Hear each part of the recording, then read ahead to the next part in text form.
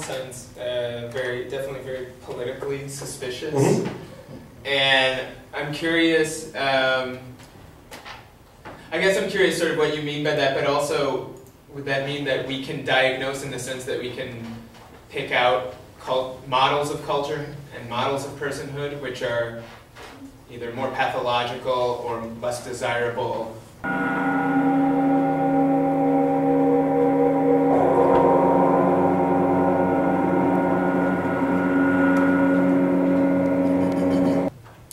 By some sort of universal account or universal sort of categorization of No, maybe not universal, but nosology of cultures.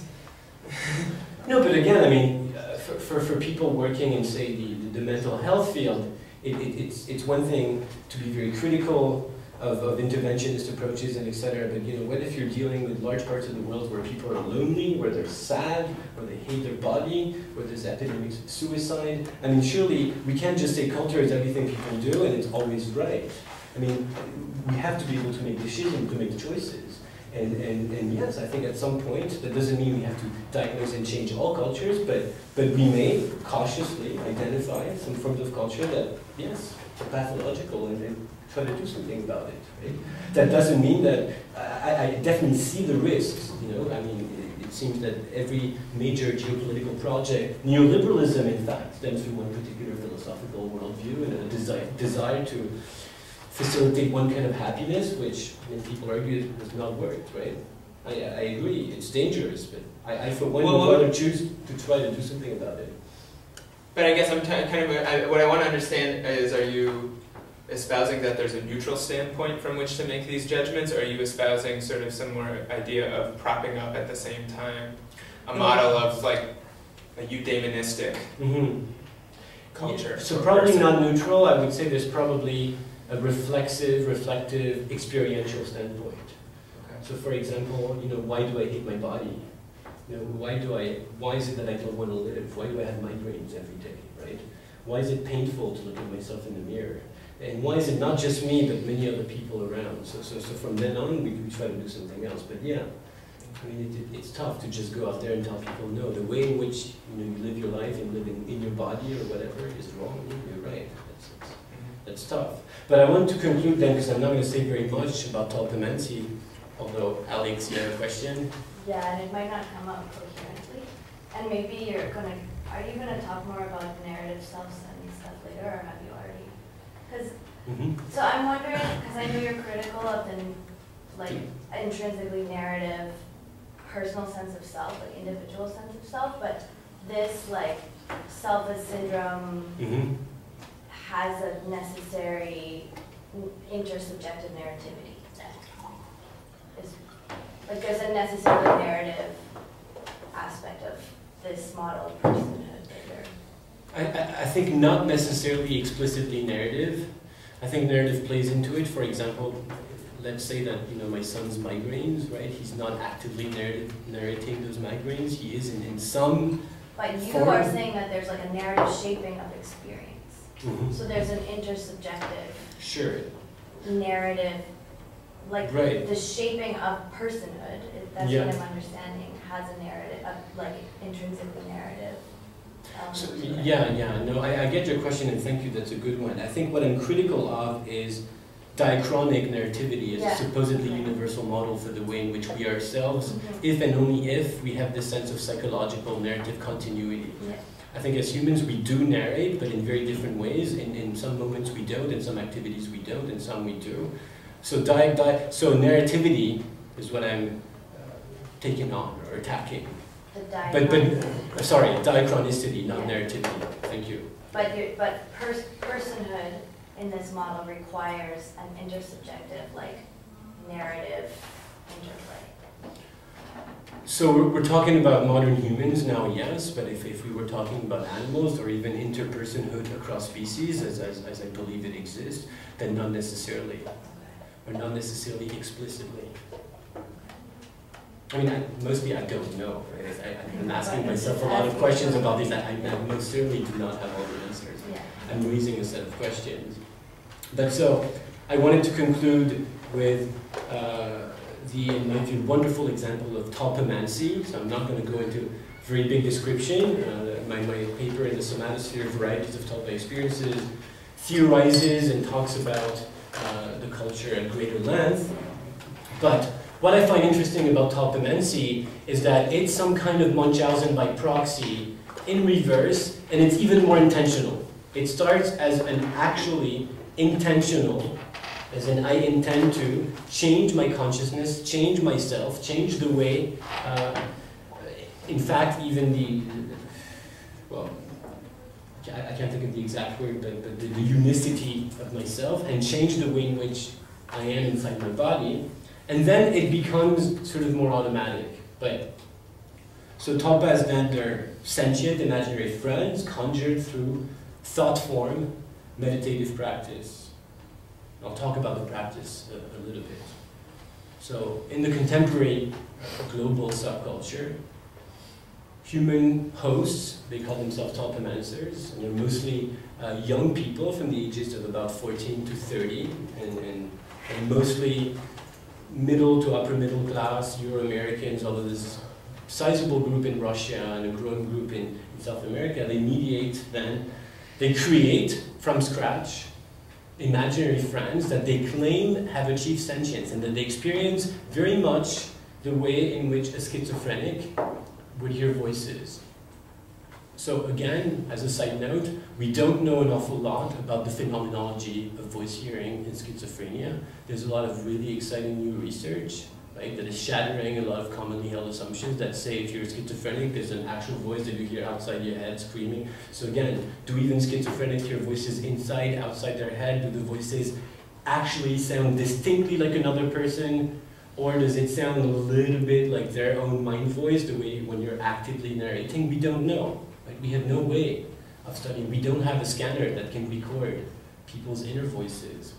But in any case, tulpamancers claim, and I believe them, most of them in any case, that they hear the voices of their friends, and they do so in a very non-pathological fashion. Right? So I'm not going to go into a lot of details, but there are many ways in which tulpamancers' lives have significantly improved as a result of having cultivated friendships with these imaginary selves who live inside their bodies for the most part.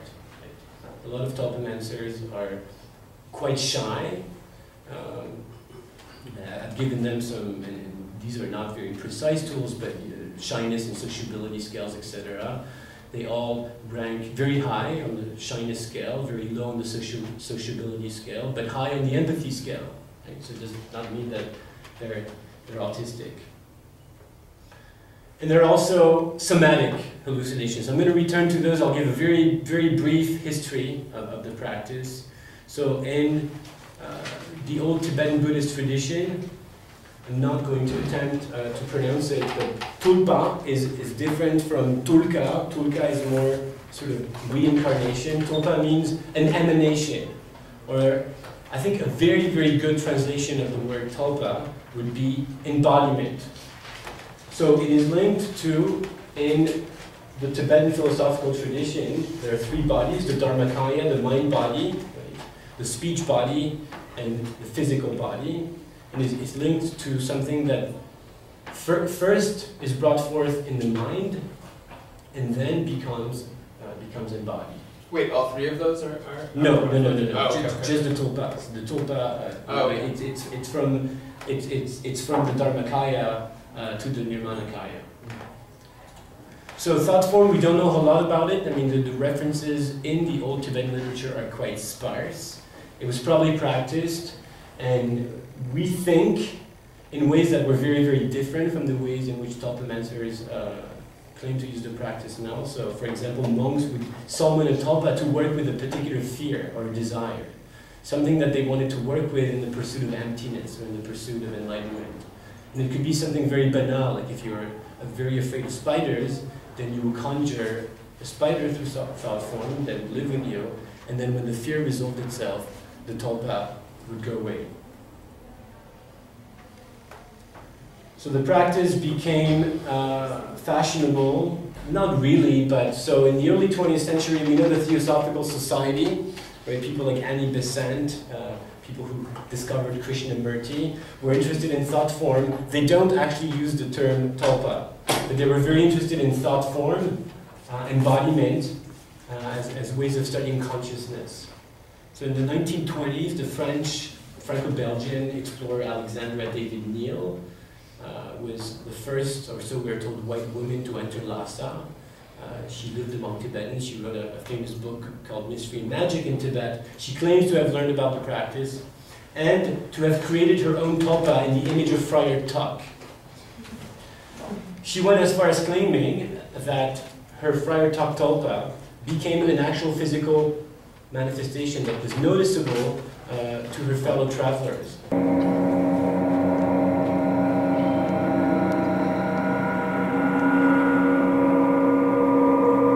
Who began wondering why was this weird Western monk person hanging around the camp. So she got scared and she got rid of her tulpa. She claimed it was difficult to get rid of it. So that was it. In 2011-2012, the subject reappeared, of all places, in a 4chan forum dedicated to My Little Pony. So for those of you who don't know, the bronies are the adult heterosexual male fans of My Little Pony. So there's lots of work and cultural studies on how they're reinventing gender, etc. It is an interesting subculture. But they also happen to be the subculture that made tulpamancy popular. It seems that someone said, hey guys, it turns out that we could use thought form, we could create imaginary friends that become sentient, we could basically create pony friends. So people started creating little pony tulpas, and then the practice spread, it went viral. There was an unknown person by the name of Irish who posted the first how-to wiki guide on how to create a tulpa with all kinds of visualization techniques, and then the Tulpa subreddit appeared in late 2012, and this is the place, this is where I've done most of my cyber field work. This is the place where tulpamancers, at least the English-speaking ones, meet. So there are about, today I think about 8,000 active members on the Tulpa subreddit, and there are about as many on another Russian website. I have a question. Is there like a reverse tulpa guide of how to get rid of? So I think it's difficult, and it depends on how many years of practice. Because if this is a conscious form of creating a tulpa, and how is this related to something like, you know, multiple personality or schizophrenia, and how can that sort of be manifested in a therapeutic way of reverse? Yeah, so there are all kinds of people. I mean, I painted a very simplified picture of a shy, presumably white, you know, middle-class teenager. There are many of my informants who claim to have had tulpas prior to knowing about the practice. Basically, people who had kept imaginary friends. There are some who said that their families had had imaginary friends for generations. I've spoken quite a bit with one informant who said he had been diagnosed with schizophrenia and then used tulpamancy as a way to work with his voices, and eventually went off his medication. So that's, you know, that's one interesting implication of tulpamancy. But there are also others who, so again, all the tulpamancers that I've given tests to, but those were administered online, so there's reliability questions. They score pretty high on the Tellegen absorption scale, right? So this is usually a pretty good correlate of synesthesia, hypnotizability, and absorption. But then again, I mean, is this because the way I understand it, the proclivity can be trained as well?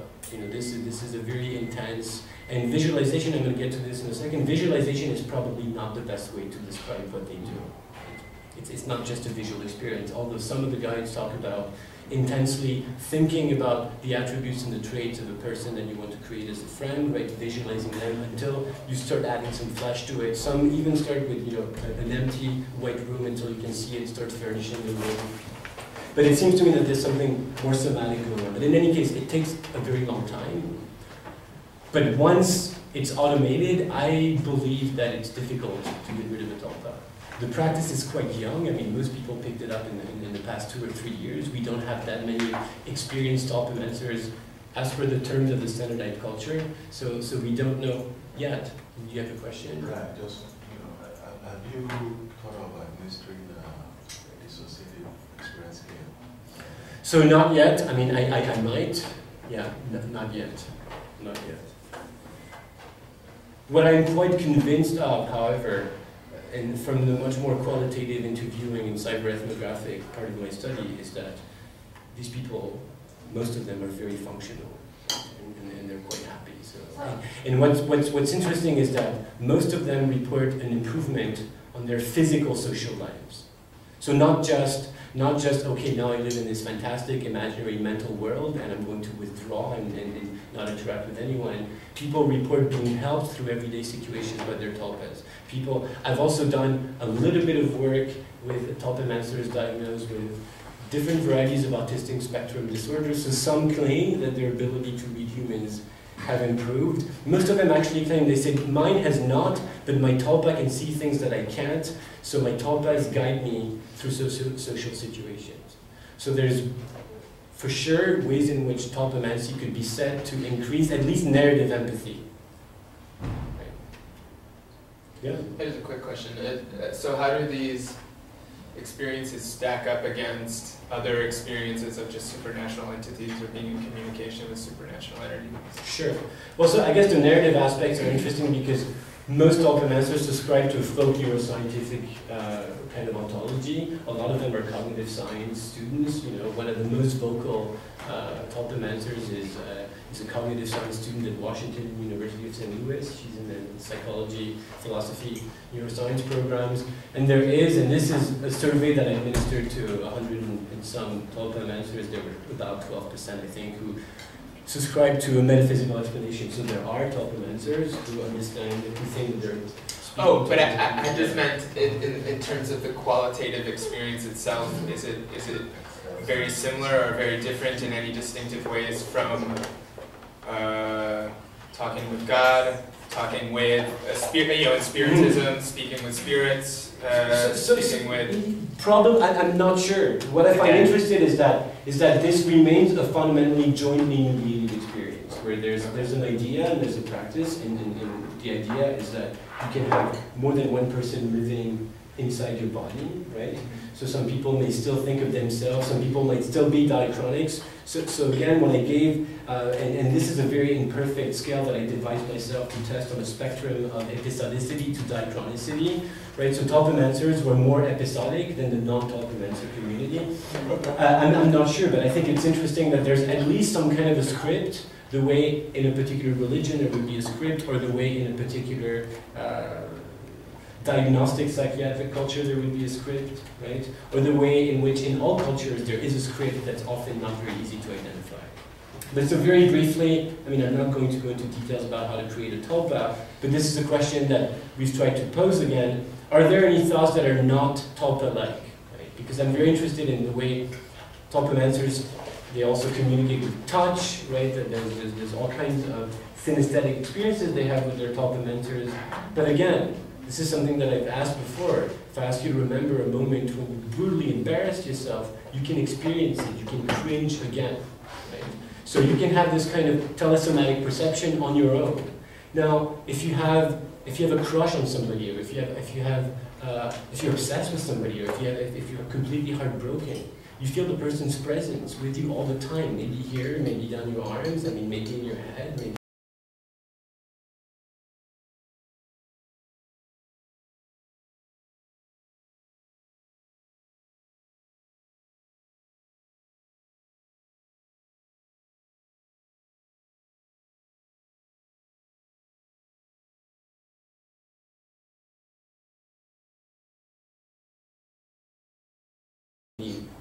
Wherever. Now, what if instead of trying to get rid of your heartbreak or your crush or whatever it is, what if every day you work on it? You work on it, you meditate, you fill yourself with the sensations, with the touch of that person, imaginary, lost, gone, or not, right?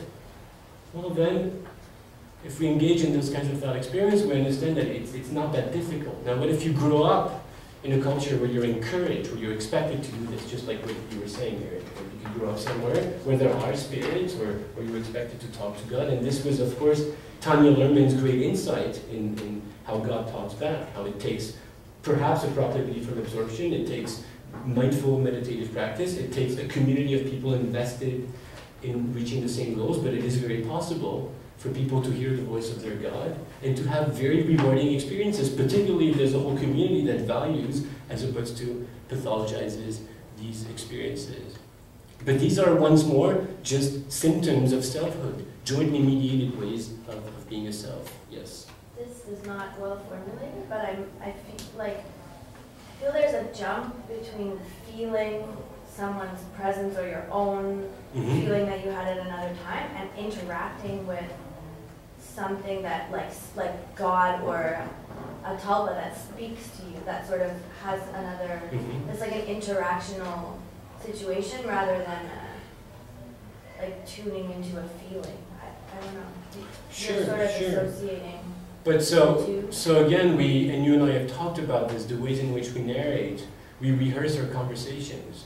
We rehearse conversations that we should have had, or the ways in which we could have had them better, right?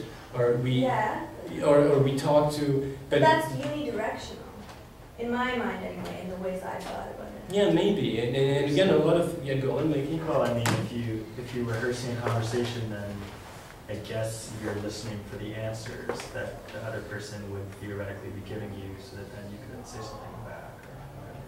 Yeah. But I think there's like a really conscious, Maybe that's the same with Tulpas, like sense that you are creating those answers. And maybe with Tulpas also, it's like you move gradually from. Yeah, maybe. And there are many Tulpa mentors, just like there are many religious believers who talk about struggling with their faith, who say, well, I'm not sure. Sometimes it seems it's a distinct voice. There are only very few Tulpa mentors who report hearing voices outside of their head very clearly. Most of them say, well, it's a little bit distinct from my mind voice, or it's quite distinct, and then some people say, no, it's completely distinct, and there are others who say, no, I'm still not sure. Yes, Mikey? It sounds a lot like, in Jungian analysis, there's this concept of active imagination. Yeah, that's exactly it. Yeah, for sure. It's a similar kind of thing, right? And Jung seemed like he had, he spent something like 2 years in his living room, just under his table, just talking to his imaginary friends, right? Okay. Yeah. He had Tulpas. I think another experience though that it might be useful to relate it to is in dreaming. Yeah. Obviously, you have the experience that you're dealing with autonomous actors. I mean, at least I have. I'm sure most people have. You have sometimes you can have full conversations and you can remember in great detail a conversation that you have with a completely autonomous, or what seems like a I totally understand that. I just feel it's very different from like sensory memory and sure. things like that. But to Tulpa mentors, a lot of your own. What's very different? The dream memory is very different from sensory? The autonomous other yes. in your dream or in your mind, and like imagining that someone is there and feeling their presence, or I don't know. Now I'm getting lost in where I'm going, but you were talking about like feeling yourself in an embarrassing moment or something like that. Well, that's a thought form, right? I mean, I'm just spewing sound waves at you embedded with meaning, and then you're feeling something, hopefully, right? So it's just to attempt to demonstrate that many thoughts are thought form or embodied. Yes and yes. I guess so. I'm just curious about. I mean, I could imagine a situation where I conjure a feeling of another, and I might have I might have the sense that I know that I'm conjuring it. I know in a sense that it's not real or that it's not actually another being. But at the same time, I can feel the otherness of it, like in a dream, right? So right. But I mean, I guess what I'm trying, or something that I find interesting, is that you don't need to have this duality so much of is it an autonomous agent or is it me it's kind of like both. But so it really appears to be, and Tulpa masters, most of them will explain this as a psychological phenomenon, Right. but they appear to have become automated. So, and I've interviewed Tulpas as well quite extensively. So of course, it certainly requires a leap of faith on my part, but I believe that. But do they? But I mean, do they necessarily believe that it's like they don't all hold the same metaphysics about what it is, right? Like they don't, but the culture is becoming increasingly standardized and is becoming increasingly not kosher for people who are on, at least on the subreddit, to have metaphysical claims. Okay. So these people are increasingly being sort of ushered somewhere else where they have to talk about, some of them call them demons or daemons as opposed to tulpas, right?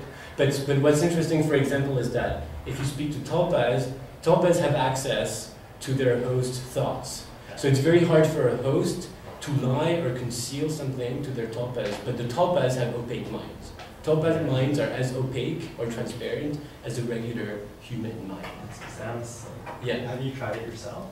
A little bit. I haven't gotten super far, but far enough that I'm convinced. But also, and this is a side note, I had an imaginary friend until I was about 18 years old.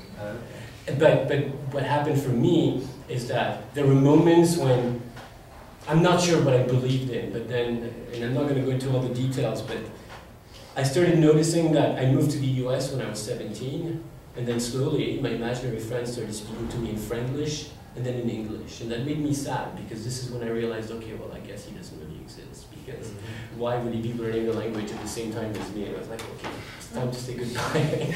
Maybe so you can deal with the other imaginary friends who are around you who speak English in America. Yeah. But do you think that the vividness of the experience relies on a belief that it actually exists, or can you just like value the experience in and of itself without necessarily thinking like this is a real autonomous agent, like the way that I can be fascinated by my dreams even though I know that it's just a part of myself talking to me.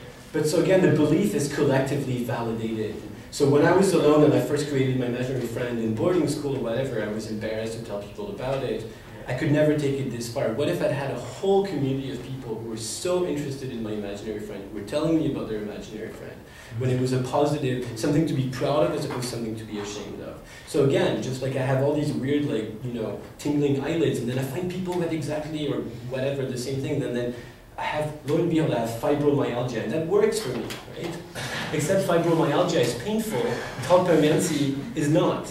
But I'm speaking again of narratively mediated or whatever, ways of being a person that becomes embodied. So in other words, again, it seems the question of belief is important, but the more of an active community of imaginators and believer, the easier it is for people to really feel this is what I believe and claim. So those were just my conclusion, that this micro portion of consciousness, not the whole thing, but that does include, going back, that does include a significant amount of phenomenality. Where was I?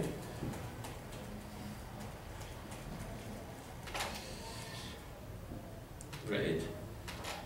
It is 100% Tulpa-like, right? So I think that the ways in which we think of ourselves as persons is always hypnotically, jointly mediated, validated, and it's basically Tulpa-like, right? So my definition of the self, the Tulpa syndrome, to make a long story short, I would say, the self is always a Tulpa. And I guess that's all I wanted to talk about today. So the self is imagined to some degree. Well, collectively imagined and embodied, but for sure. I mean, how else, right? Unless, of course, unless one subscribes to like a transcendental, etc., so that's fine. Maybe the soul comes, it arrives, it's deposited in the baby's pineal gland, and it's got a, that's fine, if some people believe that. I wonder if you could draw any comparisons to what we were talking about in our discussion today with Victor and his actors. He doesn't call them patients, he calls them actors. Mm-hmm. And how that could be compared to this Tulpa experience in which these patients with severe mental illness transform themselves into actors and embody this different self in which they are then seeing not as stigmatized in society, Mhm. but has a functional role within a social Sure, context. sure. Yeah, I guess Victor and I are working on the same problems, maybe with different language, but we're both interested in. I think we're both hopeful about meta-performativity and about, and this is why, Alex, to go back to your question, I'm not entirely dismissing narrativity because from my perspective, there's a lot of transformative power to narrativity. So yeah, Victor says that first we have to realize that we're all actors, and this is I often say we have to realize that we're all imposters, or not forget that we're all imposters, and then we can become creative imposters, right? We can alter our consciousness and our phenomenalities, and we can do that together. And yeah, I'm very sympathetic to the theater of madness and the hotel of madness that Victor is doing. Although I'm more interested in well, not more, but it would be interesting to invite people who have not already been labeled as psychotics, right? For us to maybe all do that. Yeah.